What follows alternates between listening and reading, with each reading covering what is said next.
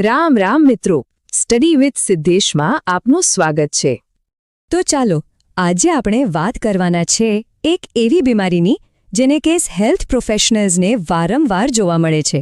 જી હા, ટાઇફોઇડ। આપણે જેને મુદ્દતીયો તાવ પણ કહીએ છીએ। હવે આને ખાલી એક સામાન્ય તાવ સમજવાની ભૂલ ન કરતા, આ એક ઘણો ગંભીર ચેપ છે અને એટલે જ એને ઊંડાણથી સમજવું ખૂબ જ જરૂરી છે, કેમ કે એની સાચી સમજ જ જીવન અને મૃત્યુ વચ્ચેનો ફરક લાવી શકે છે। પણ સવાલ એ છે કે આ સમસ્યા કેટલી મોટી છે? તો જરા આ આંકડા પર નજર કરીએ। દર વર્ષે આખી દુનિયામાં લગભગ 60 લાખ લોકો ટાઇફોઇડનો શિકાર બને છે। વિચારો, 60 લાખ! આ કોઈ નાનો આંકડો નથી અને એ જ બતાવે છે કે આપણે કોઈ સામાન્ય બીમારીની વાત નથી કરી રહ્યા। અને વાત અહીં અટકતી નથી। એ 60 લાખ લોકોમાંથી પરિસ્થિતિ વધુ ગંભીર બને છે। આ સ્લાઇડ પરનો આંકડો જુઓ, 10%। એનો સીધો મતલબ એ થાય છે કે દર વર્ષે લગભગ 6 લાખથી પણ વધુ લોકો આ રોગને કારણે પોતાનો જીવ ગુમાવે છે। આટલો ઊંચો મૃત્યુદર આપણને ટાઇફોઇડને ગંભીરતાથી લેવા માટે મજબૂર કરે છે। ઓકે, તો ચાલો આ રોગને સ્ટેપ બાય સ્ટેપ સમજીએ। સૌથી પહેલાં આપણે એનો પરિચય જોઈશું, પછી આ રોગ પાછળના મુખ્ય કારણ એટલે કે સાલ્મોનેલા ટાઇફી બેક્ટેરિયા વિશે જાણીશું। એ કેવી રીતે ફેલાય છે અને એના લક્ષણો શું છે એ સમજીશું। ત્યાર પછી નિદાન અને સારવાર પર આવીશું અને છેલ્લે જે સૌથી અગત્યનું છે એની અટકાયત અને નિયંત્રણના ઉપાયો પર ધ્યાન આપીશું। તો શરૂ કરીએ વિભાગ 1થી પરિચય। ચાલો સૌથી પહેલાં એ સમજીએ કે આ ટાઇફોઇડ ખરેખર છે શું અને આપણા દેશ ભારતમાં એની અસર કેટલી ઊંડી છે। તો ટાઇફોઇડ એ પાચનતંત્રનો એક ચેપી રોગ છે। એનું કારણ છે સાલ્મોનેલા ટાઇફી નામના બેક્ટેરિયા। અહીંયા એક બહુ જ રસપ્રદ અને મહત્વની વાત એ છે કે આ જીવાણુ માત્ર ને માત્ર માણસોમાં જ રહી શકે છે અને ફેલાઈ શકે છે। આનો અર્થ એ થયો કે આ રોગના ફેલાવા માટે જવાબદાર બીજું કોઈ પ્રાણી નથી, ફક્ત મનુષ્ય જ છે। હવે ભારતની વાત કરીએ તો અહીં પરિસ્થિતિ ખાસી ગંભીર છે।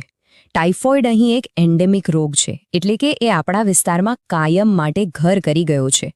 એક અભ્યાસ મુજબ શહેરી ઝૂંપડપટ્ટીઓમાં 17 વર્ષથી નાની ઉંમરના લગભગ 1% બાળકો દર વર્ષે આનો ભોગ બને છે। જરા વિચારો, આ આંકડા 1995ના છે, ત્યારે પણ લગભગ 3.25 લાખ કેસ અને 772 મૃત્યુ નોંધાયા હતા। આજે તો આ સંખ્યા ક્યાંય વધારે હોઈ શકે છે। ચાલો હવે વિભાગ 2માં જઈએ, રોગકારક। હવે સમય છે કે આપણે આપણા દુશ્મનને બરાબર ઓળખી લઈએ। તો ચાલો આ બધી સમસ્યાના મૂળમાં જે છે એ સાલ્મોનેલા ટાઇફી જીવાણુની માઇક્રોસ્કોપિક દુનિયામાં ડોક્યું કરીએ। આ સ્લાઇડમાં આ બેક્ટેરિયાની આખી પ્રોફાઇલ છે। એ ગ્રામ નેગેટિવ છે, જે સારવારને અસર કરી શકે છે। એ હલનચલન કરી શકે છે, પણ સૌથી મહત્વની વાત, એ ઇન્ટ્રાસેલ્યુલર છે। એનો મતલબ શું? એ આપણા શરીરના કોષોની અંદર જઈને છુપાઈ જાય છે।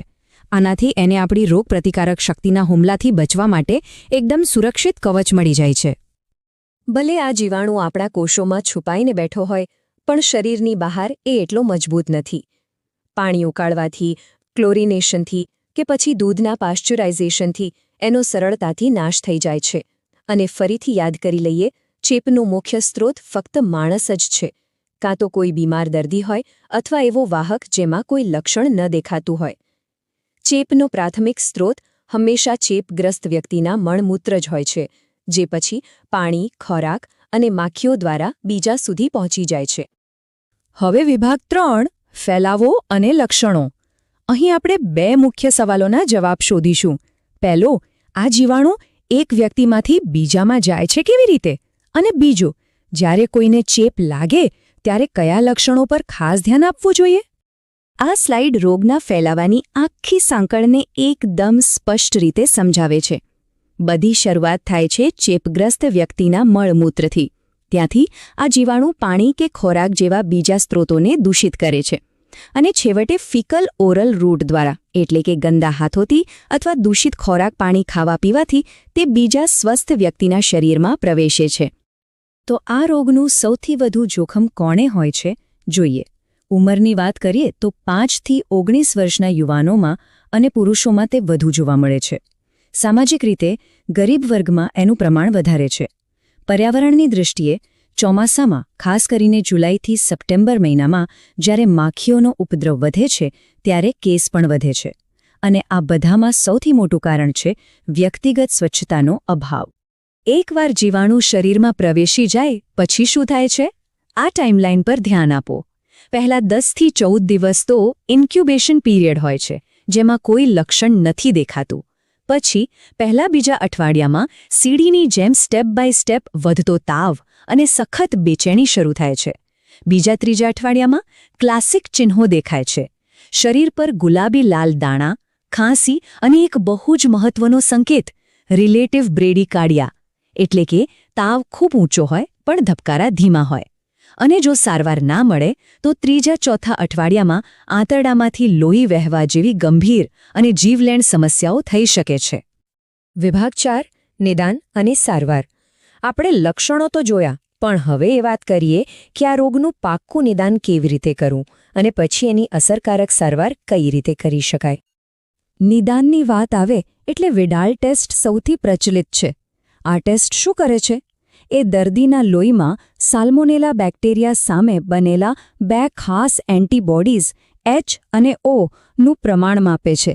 જો આ એન્ટીબોડીઝનું પ્રમાણ, જેને આપણે ટાઇટર કહીએ છીએ, એ વધી રહ્યું હોય તો એ ટાઇફોઇડના ચેપનો એક મજબૂત સંકેત છે.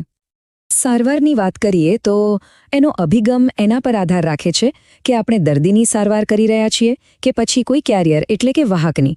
અને હા, બંને માટે પ્રોટોકોલ બિલકુલ અલગ છે.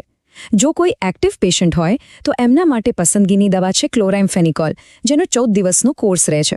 બહુ જ ગંભીર કેસ હોય તો હાઇડ્રોકોર્ટિસોન પણ આપવું પડે. પણ જો વાત વાહકની હોય તો એમના માટે એમ્પેસિલિનનો લાંબો એટલે કે 6 અઠવાડિયાનો ઇન્ટેન્સિવ કોર્સ જરૂરી બને છે. અને જે ક્રોનિક કેરિયર હોય ને, જેમના પિત્તાશયમાં આ બેક્ટેરિયાએ જાણે કે કાયમી ઘર બનાવી લીધો હોય, એવા કિસ્સામાં તો છેલ્લો ઉપાય પિત્તાશયનું ઓપરેશન એટલે કે કોલેસિસ્ટેક્ટોમી જ રહે છે. સારવાર તો રોગ થયા પછીનો ઉપાય છે, પણ સૌથી સારો ઉપાય શું છે? રોગને થતો જ અટકાવવો. તો ચાલો હવે આપણા છેલ્લા અને સૌથી મહત્વના વિભાગ પર જઈએ, અટકાયત અને નિયંત્રણ. ટાઇફોઇડને કંટ્રોલ કરવા માટે આપણે એક સાથે 3 મોરચે કામ કરવું પડે છે. પહેલું, રિઝર્વોયર પર કંટ્રોલ, એટલે કે દર્દીઓ અને વાહકોને શોધીને એમની સારવાર કરવી જેથી ચેપ આગળ ન ફેલાય. બીજું, સેનિટેશન પર કંટ્રોલ, એટલે કે સ્વચ્છ પાણી, સ્વચ્છ ખોરાક અને કચરાનો યોગ્ય નિકાલ કરીને જીવાણુનો રસ્તો જ રોકી દેવો. અને ત્રીજું, ઇમ્યુનાઇઝેશન, એટલે કે રસીકરણ દ્વારા લોકોને આ રોગ સામે સુરક્ષા આપવી. તો આ વ્યૂહરચનાને અમલમાં કેવી રીતે મુકાય? સૌથી પહેલાં તો વહેલું નિદાન અને દર્દીનું આઇસોલેશન બહુ જરૂરી છે, કારણ કે એનો ચેપી સમયગાળો લાંબો હોય છે. એમના મળ, મૂત્ર અને કપડાનું યોગ્ય રીતે જંતુનાશન કરવું પણ એટલું જ અનિવાર્ય છે. અને સામુદાયિક સ્તરે જે પાયાનું કામ છે તે છે પીવાના પાણીને શુદ્ધ રાખવું અને ખોરાકની સ્વચ્છતાના નિયમોનું કડકાઈથી પાલન કરાવવું. છેલ્લે રસીકરણની વાત કરીએ તો એ યાદ રાખવું બહુ જરૂરી છે કે ટાઇફોઇડની રસી 100% રક્ષણ નથી આપતી, પણ હા, એ ચોક્કસપણે રોગની ગંભીરતા અને એનું પ્રમાણ ઘટાડવામાં મદદ કરે છે. મુખ્યત્વે 2 પ્રકારની રસીઓ ઉપલબ્ધ છે. એક છે TAB જેવી કિલ્ડ વેક્સિન અને બીજી છે TY21A જેવી લાઇવ ઓરલ વેક્સિન. અને અંતમાં આ બધી ટેકનિકલ માહિતી પછી આપણે આ એક જ વાક્ય પર આવીએ છીએ જે આખા વિષયનો સાર છે.